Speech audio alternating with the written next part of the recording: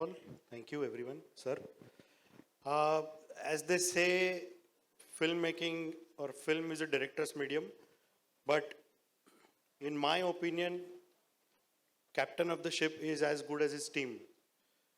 So bringing this wonderful team of actors and technicians together was a Herculean task because we have 138 artists in the film, so many technicians, so unit was big, and everybody stood behind me like a rock, supported me, my vision, Pallavi's vision, and I hope, sir, Katana sir, I hope we've done justice to your book. I hope. Yeah. And I would like to thank all my team members over here. And really, thank you so much.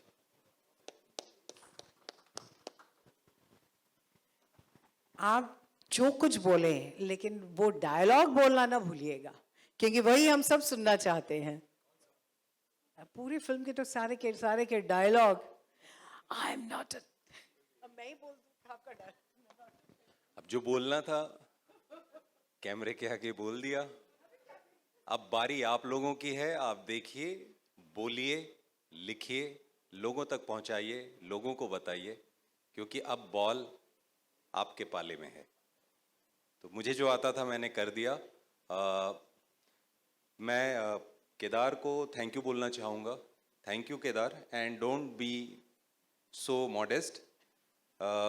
अभी केदार ने बोला कि बिना team के चीज़ें, हाँ team के बगैर चीज़ें नहीं होती, मैं अग्री करता हूँ, लेकिन कोई भी सेना बिना सेनापति के कोई बड़ी चीज़ नहीं कर पाती, बिखर जाती है, क्योंकि उन्हें संभालने वाला कोई होता नहीं. तो अगर डायरेक्टर विजनरी है, डायरेक्टर को चीज़ें दिख रही हैं, समझ रही हैं, तो हम लोग एज एन एक्टर डायरेक्टर को सुनते हैं और ब्लाइंडली फॉलो करते हैं. So thank you so much Kedar, and thank you Pallavi. मैं बड़ा फैन हूँ मनोज भाई का और बहुत सारा काम देखा है. Thank you so much Manoj भाई for saying yes to this film. मौका नहीं मिला इस फिल्म में हमें एक साथ फ्रेम शेयर करने का, लेकिन ये मलाल लेके जाऊंगा और कोशिश करूंगा कि ये मलाल मुझे चक्रवृद्धि ब्याज में कंपाउंडिंग के साथ किसी फिल्म में मिले.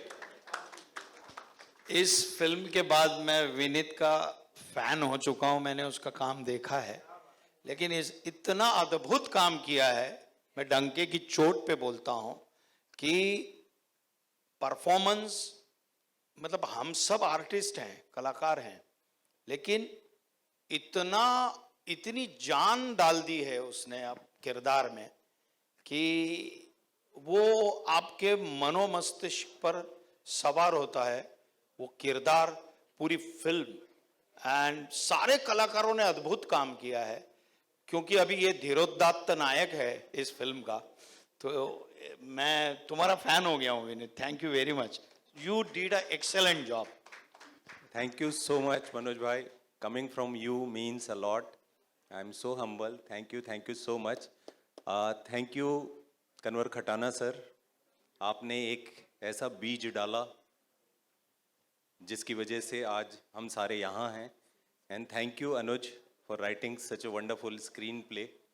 मैं मुझे पता नहीं यहाँ की प्रोटोकॉल क्या है अभी ये स्टेज की, लेकिन कहते हैं ना कि परिवार जब पूरा हो तो वो फ्रेम अच्छा लगता है. Raj, please come. I would like to call entire team on stage once. नाम लेके बुलाएंगे. विद्याताई, yes, नाम लेके बुलाऊंगा मैं. Anuja, Ramanjit, Elina, Vidyatai, stage one. Guys, Krishna, please come up. Thank you so much.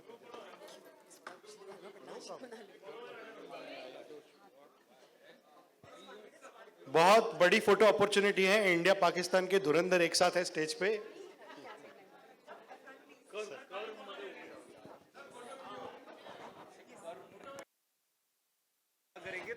Okay, since we have the entire team, I would like to thank our PR team also, because of them. Such a wonderful job that they have done. A wonderful friends from the media is here. Can we have the release of the poster, please? The news after some time. But just one. Rishi, yes, Rishi Girdhar, Junaid Ahmed, जो वादियों से इतनी अच्छी आवाज वहां पर गूंजती है और अब पूरे हिंदुस्तान में गूंजेगी. रिमी जी, आपका इंतजार है, प्लीज मंच पर आ जाए बहुत जल्दी से. ये मंच शायद छोटा पड़ेगा, लेकिन match fixing the nation at stake का के दिल कभी छोटे नहीं होंगे. Yes, who else? Okay, yes. Deven आ जाए यार. Yes.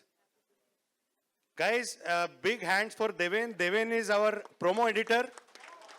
Because of him, Deven, सामने आ जाए यार, Deven. Because of him, the trailer is looking so grand. Please, Deven. अरे फिल्म के कलाकार जब स्टेज पे आ रहे हैं, फिल्म से जुड़े लोग, तो ये स्टेज छोटा पड़ रहा है, स्टेज को बड़ा बनाते हैं.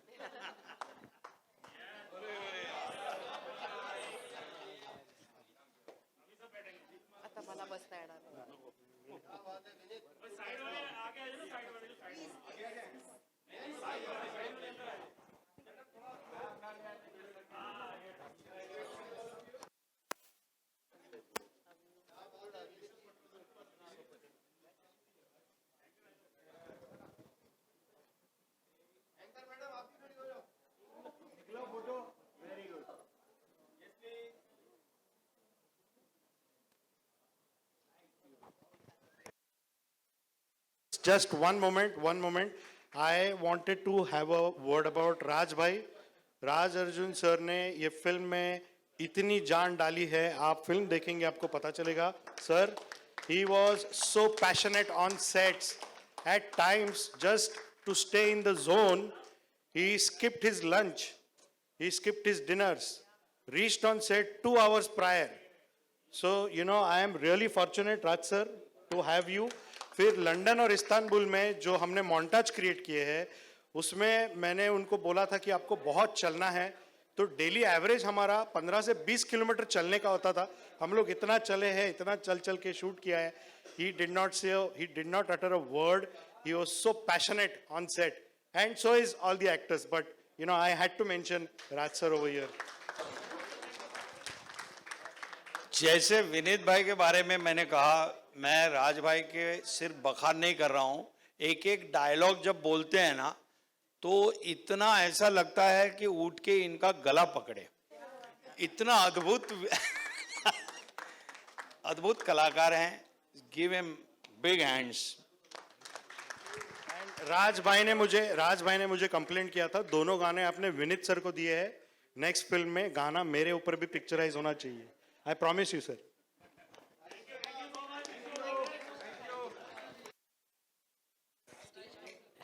Okay. Can we have Mr. Pankaj from UFO Music? From UFO Music. क्योंकि UFO के बिना अगर आपको अपनी फिल्म को रिलीज करवाना हो, तो UFO से बेटर और बेहतर कोई हो नहीं सकता.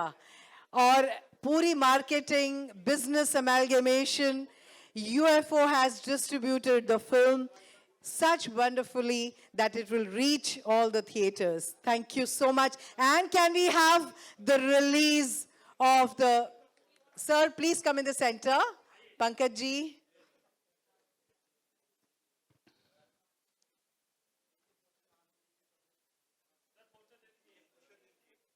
We would like to really thank UFO Movies because of their planning, their business acumen. We could bring this film forward. Match fixing. Can we have some music, please? Match fixing, the nation at stake.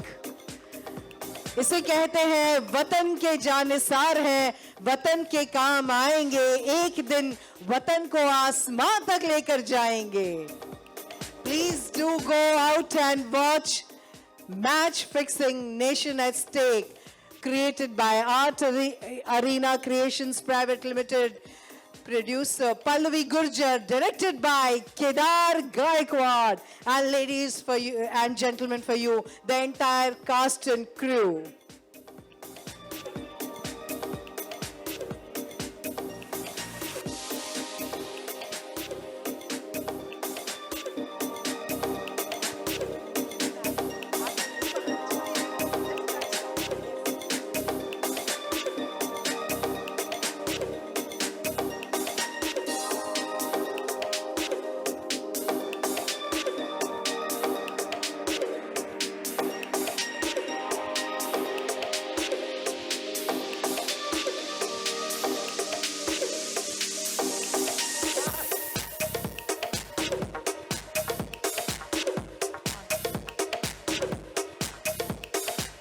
Opportunity. This is my first song ever in Bollywood film. मैं 9-10 साल से hip hop कर रहा हूँ. मेरी independent album भी अभी आई है. बट ये फर्स्ट सॉन्ग है एंड विनीत सर को मैं एडमायर करता हूँ गैंग्स ऑफ वसेपुर के टाइम से. एंड जब मैंने मुक्काबाज देखी थी तो मतलब एक फैन तो ठीक है बट एक अपनापन और एक एडमायरेशन इतना बढ़ गया कि ये पर्सनैलिटी है जो कुछ ऐसा काम कर रही है हटके और पूरे अपने बलबूते पे वो फिल्म बनाना बहुत इंस्पायरिंग था sir. Thank you so much for making that. मैंने आपको बाहर भी वही बोला. And thank you so much for believing in me ma'am, giving me this opportunity. आप सब बहुत दिग्गज लोग हैं, मैं अभी स्टार्ट ही कर रहा हूँ सब चीज़ें. बट बहुत अच्छा गाना है and I am very grateful to everyone. And गाना आप प्ले कर सकें अगर तो ज़्यादा अच्छा रहेगा. फिर मैं अमन का पैगाम देगा क्योंकि ये बहुत ही अच्छे फनकार हैं और ये सॉन्ग जो है बहुत ट्रेंडिंग है, मैंने सुना है. लेकिन आप सबको सुना दो ये गाना, 2 लाइन कम से कम. ठीक है. तो गाने की लाइन है, लहू और क्रांति से बना है ये देश, जुनू की आंधी से बना है ये देश, मेरी जान से भी ज्यादा प्यारा मेरे देश, मेरी जान से भी ज्यादा मुझे प्यारा मेरा देश. मेरा देश मेरा देश मेरा देश, ये मेरा देश मेरे देश के लिए मैं, मेरा देश मेरा देश मेरा देश, ये मेरा देश मेरे देश के लिए मैं मेरे देश का भगत, मेरी सोच है आजाद, इस मिट्टी के पैदाइश भारत माँ की औलाद. मैं अटल जैसे पर्वत ये इरादा है फौलाद, सब दुश्मनों की टोली को चखा दिया स्वाद. नहीं करो तुम फसाद, नहीं करो तुम विवाद, मत करो अनुवाद, नहीं करो धन्यवाद, चाहे जो भी हो मेरा देश रहेगा आबाद. जोर से चिल्लाओ हिंदुस्तान जिंदाबाद. सोल्जर वाली बातचीत है, आर्मी वाली बातचीत है, देश वाली बातचीत अब होगी सीधा मारपीट. Proud soldier, I am a brave soldier, मेरी जान हाजिर देश को बाहें खोलकर, कभी कलंक नहीं लगने दूंगा मिट्टी पर. मैं चुभूंगा तुम्हें सच बातें बोलकर, दंगे लेते जान करते परेशान, बनते शमशान, ना ही मरते हिंदू ना ही मरते मुसलमान, गवाते हैं जान वो कहलाते इंसान, बॉडी के ही नाम से रह जाती पहचान. एक दिन तो सबका भांडा फूटेगा, देश के खिलाफ तो सीधा ठुकेगा. जनता जानती है साधु कौन, जानती है मामू कौन, पकड़ में जो आया फिर वो नहीं बचेगा. मेरा देश. Thank you so much. Pallavi ji, I would like you to thank him by presenting him a bouquet of flowers and also bouquet of flowers to Vineet ji. में आ जाइए. And after that, the house is open for some nice food, fun, frolic, and some nice questionnaire session. And this is your host, Anita Bajpayee, signing off from here. Thank you so much.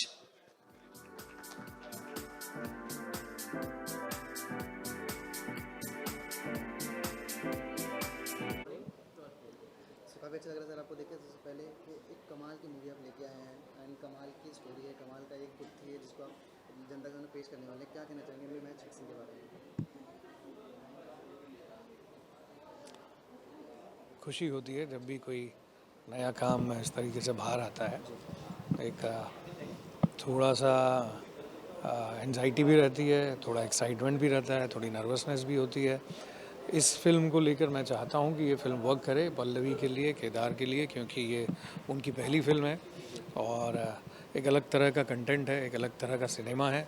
तो लोग ज़्यादा से ज़्यादा जुड़ें और ज़्यादा देखें और उसको समझें, यही कहना चाहूँगा. कहीं ना कहीं जब हम ऐसे मूवीज़ की बात करते हैं तो काफ़ी सेंसिबल टॉपिक रहते हैं ये, क्योंकि लोग कहीं ना कहीं इसको बहुत बारीकी से देखते हैं हर चीज़ को, तो किस तरह का डर है आपको, लोग इस तरह कुछ डर है आपके मन में जब ये लोग सामने आएगी? नहीं, डर किस बात का, और डर के जीना तो कैसा जीना, है ना। आपको अपना काम ऑनेस्टी से करना चाहिए, बाकी फिर छोड़ देना चाहिए। देखिए जितने दिमाग होते हैं उतनी सोच होती है, और उतनी सोच होती है तो उतना वर्बल डिस्कशन होता है, और उतना वर्बल डिस्कशन में एक आज़ादी सभी को दी जाती है कि अपना पॉइंट ऑफ व्यू रखें। तो कुछ लोगों को वो अच्छा लगता है, कुछ को ख़राब लगता है, कुछ को ठीक लगता है। सबका अपना अपना ओपिनियन है, और सबको अपना अपना ओपिनियन रखने का एक पूरा अधिकार है। तो उस बात से किसी चीज़ का डर नहीं होना चाहिए। ये एक स्वतंत्र राय रख सकते हैं वो फिल्म को देखने के बाद, इसमें कोई प्रॉब्लम नहीं है। जी सर, ऐसा कौन सी चीज़ है जिस तरह को पर्सनली आप चाहते हैं कि लोग उस चीज़ पे सबसे ज़्यादा ध्यान दें इस पिक्चर के बारे में? इस फिल्म में जी नहीं, एक पर्सनल ऐसे कोई इंसिडेंट्स अपन नहीं बता सकते हैं कि ये बहुत इम्पोर्टेंट फैक्टर है, इस पर ध्यान दें और इस पर ना दें। एक फ़िल्म जब बनती है तो वो पूरा एक सम्मिश्रण होता है एक कहानी को कन्वे करने का। ये इंसिडेंट्स नहीं है कि एक घटना उठा ली और एक घटना के बारे में हमें उसको इम्पोर्टेंट बताएं और बाकी चीज़ों को नहीं। पूरी फिल्म में अगर कहानी बहुत अच्छी लिखी गई है तो वो पूरी फिल्म या तो होल्ड करती है, या तो फिर पूरी फिल्म नहीं होल्ड करती है। कोई एक इंसिडेंस किसी फिल्म को ऊपर नहीं ले जा सकता है। तो ये कहना बहुत मुश्किल है कि कौन से इस इंसिडेंस पे ध्यान दिया जाए। जी सर, बात करूँ कहीं ना कहीं इस मूवी में कोई एक चीज़ है जो मालेगांव ब्लास्ट, उसको भी कहीं ना कहीं थोड़ी बहुत जिक्र है इस चीज़ का, उसका भी तो कहीं ना कहीं वो बहुत ही आज भी अनसॉल्व ही है। तो उस तरह की टॉपिक को छूना, क्या कहना चाहेंगे सर? ये मिस्टर खटाना ने जो किताब लिखी है वो 350 पेज की एक किताब है, और उसमें बहुत सारी चीज़ें ऐसी हैं जो वहाँ से ली हैं रेफरेंस के तौर पे। कुछ जो पब्लिक डोमेन में अवेलेबल हैं, जो 26/11 का जो अटैक जिसकी बात कर रहे हैं आप, वो है, उसके रेफरेंस लिए हैं। लेकिन उन्होंने कहीं क्लेम नहीं किया है कि हम एक कोई रियलिस्टिक फिल्म लेकर या फिर जो सच्ची घटनाओं पर आधारित है वही फिल्म दिखा रहे हैं। ऐसा ना वो खुद क्लेम कर रहे हैं, ना मुझे ऐसा कुछ बताया गया है। मेरे लिए ये एक स्क्रिप्ट है, मैं एक एक्टर हूँ और मुझे उस तरीके से चैलेंजिंग काम और एक्साइटिंग काम करने में बड़ा मज़ा आता है। मुझे अच्छा लगता है उसकी लय में उसके तार बुनना और उसमें गुम होना, तो उस तरीके से मैं देखता हूँ। और उन अटैक्स का जिनका आप जिक्र कर रहे हैं वो रेफरेंस के तौर पर हैं, इसको इस तरीके से नहीं है, ना कोई डॉक्यूमेंट्री की तरह से बनाया गया है कि ना उन्होंने कोई क्लेम किया है। तो एक सवाल अगर उठता है पब्लिक के मन में और उससे कुछ सवाल उठने पर वो मन चलता है और वो इंगेज होते हैं, वो इन्वॉल्व होते हैं और कुछ सोचते हैं, तो पर्पस सॉल्व होता है ना फिल्म का। बस इतना ही है, इससे आगे कुछ ऐसी कोई क्रांति ला रहे हैं हम फिल्म को लेकर, ये कहना बहुत ही ज़बरदस्ती से शो ऑफ करने जैसा होगा। कई लोग इस बात को भुनाने की कोशिश करते हैं कि हमने ये फिल्म बनाई तो हम एक क्रांतिकारी आंदोलन से जुड़े हुए हैं, या हमने कुछ बहुत नया कर दिया या बहुत अलग कर दिया। देखिए अल्टीमेटली हर आदमी जो फिल्म विधा से जुड़ा है उसका एक मोटो ये भी है कि वो अपने एग्जिस्टेंस की तलाश में है, वो अपने शौक़ को, अपने पैशन को पूरा कर रहा है और साथ में पैसा भी कमाना चाहता है। तो मैं भी कोई ऐसा नहीं है कि अगर आप मुझे कहें या फिल्म मेकर कहें कि सब सोशल सर्विस करने के लिए नहीं बैठे हैं। हाँ, उस तरह के जो कंटेंट होते हैं, जो एक रिलेटिव मुद्दा होता है, सब्जेक्ट्स देखिए लिमिटेड होते हैं। या तो कॉमेडी पे आप फिल्म बनाएंगे, या फिर रोमांस पे बनाएंगे, या फिर एक्शन बनाएंगे, या थ्रिलर बनाएंगे, या इस तरह का कुछ उठाएंगे। तो ये अपनी अपनी चॉइस की बात है और ये मेरी चॉइस की बात है कि मैं क्या चुनता हूँ। तो सर अनिल, मैं जानना चाहूँगा कुछ अगले सवाल में कि जब इनिशियली आपके पास स्क्रिप्ट आई थी तो किस तरह आपने स्क्रिप्ट को देखा और क्या चीज़ के आपने इसको हाँ कहा? जब भी कोई स्क्रिप्ट आती है हमारा ये मकसद रहता है कि अच्छे एक्टर्स का कि वो रोल अच्छा होना चाहिए, कहानी अच्छी होनी चाहिए और उस रोल में ऐसा कोई चैलेंज होना चाहिए जिसको करने पे एज एन एक्टर आपको सुकून मिले, आप और आप जिस तरह का काम पसंद करते हो आपको ये कॉन्फिडेंस आना चाहिए कि ये मैं कैरी कर पाऊँगा और ऑडियंस तक अपनी बात को एक अलग अंदाज में कह पाऊँगा, जिससे कि मेरा कैलिबर भी नज़र आएगा और कहानी भी सिंपलिसिटी के साथ आगे बढ़ेगी, बिना उसमें उठापटक करते हुए कि मैं ही हाईलाइट हो जाऊँ और कहानी को दबा दूँ। वो इंटेंशन कभी भी नहीं रहना चाहिए। आपको कहानी में बहना चाहिए, ये लगना नहीं चाहिए कि आप कुछ अभिनय कर रहे हो। तो मेरी ये कोशिश रहती है कि ऐसी कोई कहानियाँ चुनूँ जिसमें मैं कुछ करने को मुझे मिले लेकिन ऐसा लगे नहीं कि मैं कुछ कर रहा हूँ, मैं बह जाऊँ उसके साथ। तो पल्लवी जो इस फिल्म की प्रोड्यूसर है वो मेरी पुरानी दोस्त है वो एक अच्छा काम लेकर आई, दोस्त के नाते भी और अच्छा काम लेकर आई उस नाते भी मेरा उससे जुड़ना वाजिब था, इसलिए मैं जुड़ गया।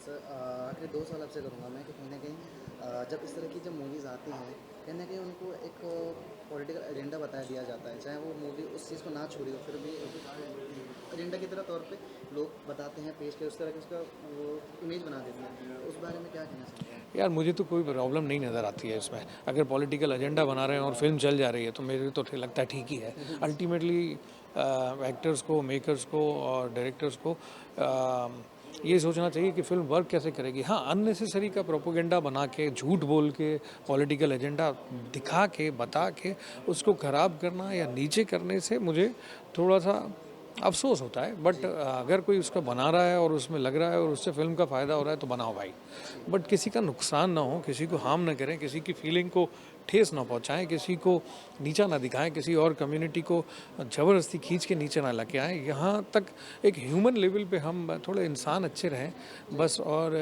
ज़बरदस्ती की खींचतान में ना पड़ें, किसी की बुराई ना करें, इतना भर कर लें तो ज़िंदगी तर है मुझे लगता है। तो और आप उससे अगर पॉलिटिकल एजेंडा बना दिया जाता है तो आप और मैं उससे बच नहीं सकते हैं, राइट। क्या कर सकते हैं कि हम अपने आप को प्योर रखें। जब हम प्योर रहेंगे और अपनी रियलिटी को दूसरे तक पहुंचाएंगे और हम उस कीचड़ में हाथ नहीं डालेंगे तो धीरे धीरे आप जहां से वहां उनकी तादाद ज़्यादा होती है, आपकी भी तादाद थोड़ी थोड़ी बढ़ेगी और तब एक पॉजिटिव समाज बनना शुरू होगा। तो ये एक सोच लेके चलना चाहिए। लास्ट में आपसे जानना चाहूँगा जो दर्शक इस मूवी को देखने वाले हैं, क्या उनसे एक्सपेक्ट कर रहे हैं, क्या क्या मैसेज देना चाहेंगे उनको? दर्शकों का जो तबका होता है ना वो अलग अलग होता है। तो ये जो सवाल है ये मैं हमेशा इससे उलझता रहता हूँ कि इस सवाल का जवाब क्या दूँ कि दर्शक किस उम्मीद से आएँ वो मैं बताऊँ। ये बड़ा मुश्किल होता है क्योंकि दर्शक किसी एक उम्र के नहीं हैं, वो अलग अलग उम्र के हैं और हर आदमी की साइकोलॉजी, सोच, विचार, परिवेश अलग अलग होता है। आप अगर फिल्म देखने जाएंगे तो हो सकता है आप एंटरटेनमेंट के लिए देखने जाएंगे, लेकिन ये अगर देखने जाएंगे तो हो सकता है ये कुछ मैसेज देखने जा रहे हो, वो कोई और जाएगा तो वो कुछ जोश ढूंढ रहा हो या कोई अपने आप को ढूंढ रहा हो फिल्म में।